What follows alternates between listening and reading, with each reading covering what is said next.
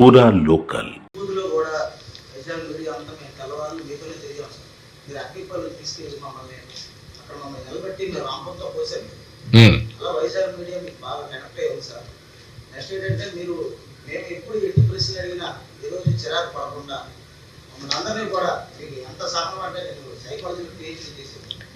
ఎంత సహనం అంటే ఎప్పుడైనా సరే మీకు ఒకరిద్దరు వేరే ట్రిప్కి క్వశ్చన్ అడిగినా సరే ఏ పేపర్ అడిగినా కూర్చోమన్నారు తప్ప ఎప్పుడు కూర్చోలేదు సార్.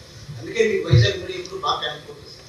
మీరు వైజాగే కాదు రాష్ట్రం అంతా, కానీ వైజాగ్ మీడియాలో ఉండేదంటే మీరు ప్రజలు పాజిటివ్ కాబట్టి మీరు కూడా పాజిటివ్గా ఉన్నారు. కొన్ని దగ్గర ప్రజల్లో ఓసారి నేను ఎప్పుడు చెప్తాను, విశాఖపట్నం అనేది పబ్లిక్ అనేవాళ్ళు ఇక్కడ ఉండేవాళ్ళంతా కూడా పాజిటివ్ థింకింగ్, కామ్గా ప్రశాంతంగా ఉండాలని కోరుకుంటారు. Integrity is very high. నేను సమైక్య ఆంధ్రప్రదేశ్లో ముఖ్యమంత్రిగా ఉంటే నాకు 4-5 డిస్కామ్లు ఉండేవి.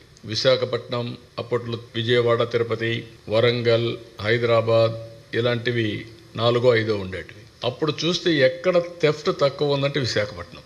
Very interesting. అది ఫ్రమ్ ది బిగినింగ్ ఎందుకో కానీ వారసత్వంగా ఎక్కువండే ప్రజానికానికి అది వచ్చింది.